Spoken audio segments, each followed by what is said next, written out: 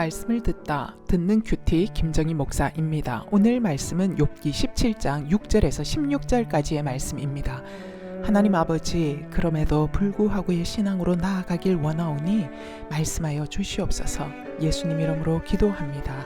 아멘. 그럼에도 불구하고의 신앙인이 되려면 첫 번째, 가던 믿음의 길을 꿋꿋이 가야 합니다. 6절에서 7절까지의 말씀이에요. 하나님이 나를 백성의 속담거리가 되게 하시니 그들이 내 얼굴에 침을 뱉는구나. 내 눈은 근심 때문에 어두워지고 나의 온 지체는 그림자 같구나. 욥은 사람들로부터 속담거리가 될 만큼 조롱을 당하고 있습니다. 한때 한없이 존경받았던 욥이 재앙 가운데 모든 것이 날아가 버리고 이제는 욕창이 들어 피골이 상접하고 피부는 두꺼운 가죽처럼 터지고 곪기를 반복하고 있으니 그 누가 봐도 욥이 죄로 인해 벼락 맞았다라고 여겨졌기 때문이지요. 하나님이 허락한 재앙도 해석이 안 되는 욥에게 이 같은 사람들의 수군댐과 조롱은 욥에겐 근심과 찌르는 칼이 되어서 욥의 육신은 더욱더 기력을 잃어가고 있습니다. 이 정도 되면 보통 우리 안에서 일어나는 반응이 어떤 것입니까? 8절 말씀입니다. 정직한 자는 이로 말미암아 놀라고 죄 없는 자는 경건하지 못한 자 때문에 분을 내나니. 그렇습니다. 이 정도 되면 보통 우리 안엔 8절 같은 반응이 일어나지요. 정직을 지킨 것의 결과가 이것인가 싶은 이런 의외의 결과에 우리가 화들짝 놀라는 것이고, 오히려 경건하지 못한 자들은 편안한 것에 대한 분노가 우리 안에 일어나게 되지요. 제가 그랬습니다.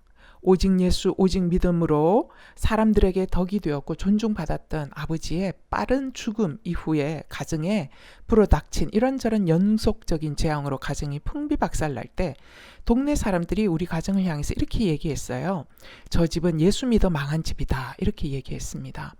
저는 사람들이 수군대는 소리가 완전히 틀렸음을 증명해 주지 않고 계속해서 우리 가정의 고난에 고난을 더해주는 하나님이 너무너무 이상했습니다. 정말 하나님이 살아있나 싶었습니다. 그리고 그 하나님이 싫었습니다. 아니, 죽었다, 없다 여기고 제가 신앙적 반항과 방황을 시작하게 됐지요. 그런데 놀랍게도 욥은 이런 대우와 이런 오해를 받으면서도 오히려 하나님을 포기하지 않겠다라고 결정합니다. 이것이 9절 말씀입니다. 제가 9절은 공동 번역으로 읽어볼게요. 그러나 의인은 가던 길을 꿋꿋이 가고 손이 깨끗한 이는 차츰 힘이 솟아나는 법입니다. 욥이 그럼에도 불구하고의 믿음을 지금 결정하고 있는 것이죠.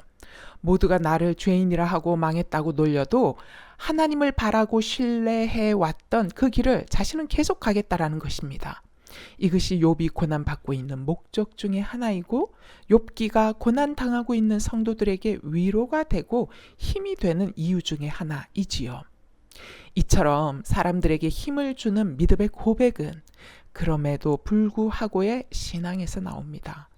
모든 것이 풍요하고 모든 것이 잘 될 때 하는 간증도 필요하겠지만 자칫 이런 간증은 누군가에게는 상처가 될 수 있는 내 자랑이 될 여지가 있습니다.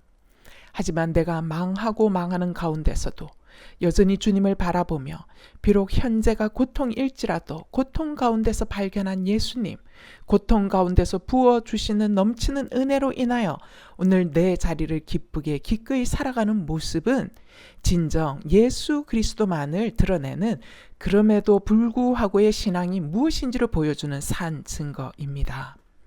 욥기가 우리에게 감동이 되고 도전이 되는 것은 욥이 그럼에도 불구하고 하나님을 바라고 붙들고 소망하여 엄청난 재앙의 상황을 견뎌내고 있기 때문입니다.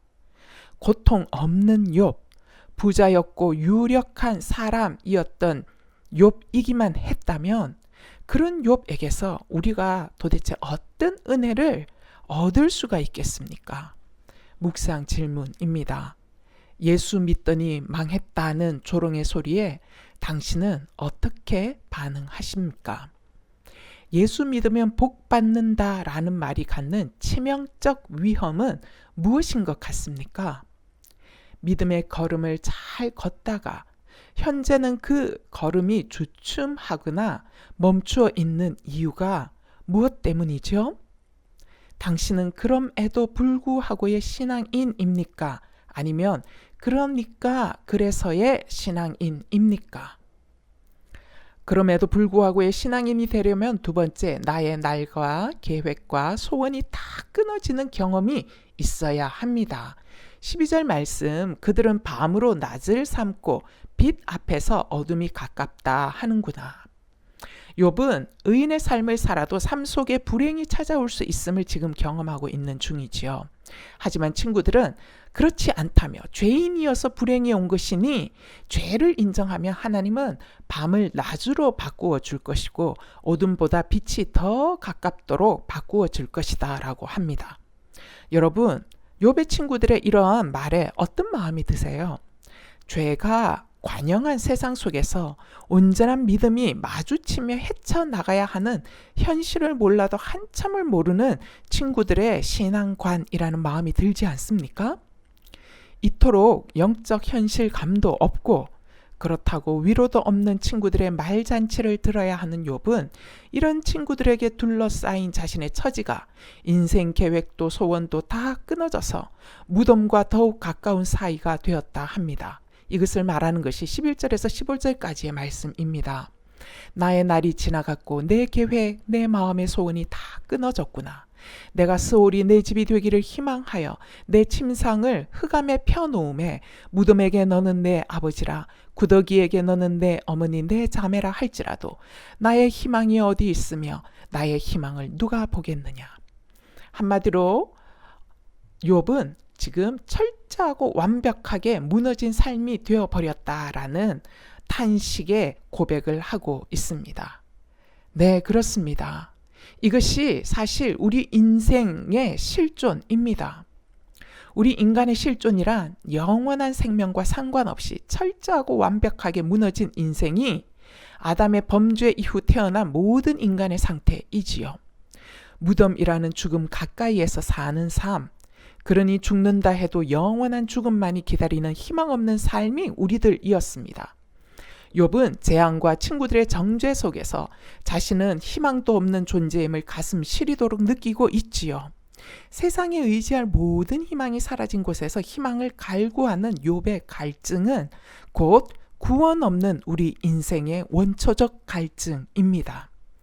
그런데 이 같은 인생의 갈증이 모든 것이 잘 나갈 때는 느껴지지 않는다라는 것이 또한 우리의 문제입니다. 세상 의지하던 모든 희망의 불이 다 꺼지고 나 홀로 막다른 골목에 서 보아야 나에게 더 이상 답이 없음이 깨달아지고 비로소 나를 향해 항상 손을 내밀고 계셨던 주님의 놀라우신 구원의 은혜를 향하여 손을 뻗을 준비가 되어집니다. 제가 그랬거든요. 이전에 친정 부모님이 그토록 예수님이 나를 위해 십자가에 달려 죽으셨다고, 예수님이 너를 사랑한다, 날 사랑하심, 널 사랑하심, 그런 노래를 불러줘도 제가 사실은 귀퉁으로만 들었던 그 말씀이었습니다. 그런데 우리 가정에 재앙에 재앙을 당하면서 하나님이 없다 반항하며 뛰쳐나갔던 저는 하나님 없이 내 힘으로 살아보려고 무던히도 애를 썼습니다. 그러나 아무리 노력해도 더 깊은 수렁에 빠지는 절망에 반복해서 막다른 골목을 만나고 나서야 그 옛날 아버지가 말씀하던 예수님 사랑이 제 마음속에서 생생히 재생되면서 교만했던 제 마음을 뒤흔들어 놓았습니다. 그리고는 주님 앞에 무릎을 꿇게 되었지요. 그리고 그동안 교만 방자하고 하나님을 저주했던 나 같은 죄인을 그럼에도 불구하고 사랑하시고 단 한 번도 떠나지 않으셨던 내 주님이셨음이 믿어졌습니다. 세상 모든 소망의 불이 꺼지는 지점에서 주님을 인격적으로 만난 것이지요. 그래서일까요? 인간의 끝은 언제나 하나님의 시작입니다. 나에게 철저히 절망해 보아야 비로소 주님만을 철저히 소망할 수 있습니다. 나의 날과 계획과 소원이 다 끊어지는 자리에서 주님의 날과 계획과 소원이 시작됩니다. 시작됩니다. 묵상 질문이에요. 내 인생에 대한 계획과 소원이 무너져 버리는 경험을 한 적이 있습니까? 그때 나의 심정은 어떠했고 무너지고 절망스러운 현실 속에서 깨닫게 된 하나님의 뜻은 무엇이었습니까? 모든 것이 절망스러운 상황 속에서 내가 붙든 그럼에도 불구하고의 믿음은 무엇이었나요? 실패와 절망 속에서 당신 인생 속에 시작된 하나님의 시작은 무엇입니까? 기도하겠습니다. 하나님 아버지, 저희들의 신앙과 믿음이 환경과 상황에 따라 이리 흔들리고 저리 흔들리는 신앙이 아니라 환경과 상황이 나의 믿음의 적대적일지라도 그럼에도 불구하고 하나님만을 바라보고 신뢰하는 굳건한 믿음의 사람들이 다 되도록 도와주시옵소서. 욥이 자신을 향하여 죄인이니 저런 벌을 받았다고 오해하고 조롱하는 사람들의 말을 들을 때 마음 깊이 상처가 되었으나 욥은 오히려 하나님을 향하여 시선을 바라보며 사람들이 자신을 오해할지라도 그럼에도 불구하고 자신은 이제껏 하나님 앞에서 의롭게 살아오던 그 신앙을 버리지 않을 것이다 라고 선택하고 결단합니다. 주님, 그렇습니다. 선택과 결단의 힘은 참으로 엄청난 것입니다. 포도원을 허무는 작은 여우가 들락거리지 못하도록 막는 울타리를 치는 작업이 그럼에도 불구하고 하나님을 신뢰하며 걷겠습니다 라는 선택과 결단이기 때문입니다. 주여, 요동치는 세상, 죄가 상식이고 의로움이 몰상식이 되어버린 이 땅의 현실 속에서 믿음을 지켜나가기 위해서는 욥처럼 그럼에도 불구하고 하나님을 바라보겠습니다 라는 선택과 결정이 저희들에게도 일어나야 하오니 주여, 이러한 고백이, 이러한 선택이, 이러한 결정이 저희들에게도 일어나도록 역사하여 주시옵소서. 아버지, 현실성 없는 친구들의 조언으로 인하여 피곤해진 욥은 자신에게 있던 모든 계획과 소망이 다 무너져 자신이 죽음과 가까이 있음을 말합니다. 재산도 자식들도 건강마저 다 잃어버린 욥에게 그나마 남아있던 친구들마저 자신의 위로가 되지 못함을 아는 순간 인생 회의감이 몰려왔기 때문입니다.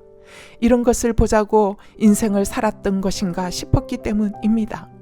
자신 인생에게 그 어떤 희망도 없음을 발견하는 순간입니다. 오 주님, 철저한 무너짐, 철저한 절망은 당시에는 엄청난 고통이지만 우리가 여기까지 가야 비로소 주님만이 유일한 소망이고 생명이고 피난처 되심을 인정하게 됩니다. 주님이 유일한 생명의 길이요 피난처 되심을 알아 내 주님을 붙들 수만 있다면 고난은 오히려 축복이고 엄청난 은혜의 길이오니 주님, 인생 고난 속에서 절망과 좌절 속에 있는 자들에게 진정한 소망 되시는 예수를 저희들이 잘 안내할 수 있는 통로 되도록 저희들을 사용하여 주시옵소서. 그러기 위해서 먼저 저희들이 어떠한 고난 속에서도 하나님의 계획을 신뢰하고 걸어가는 믿음의 걸음을 오늘도 잘 걸어갈 수 있는 자들 되도록 성령의 은혜를 부으시고 역사하여 주시옵소서. 우리 주 예수 그리스도 이름으로 기도하옵나이다.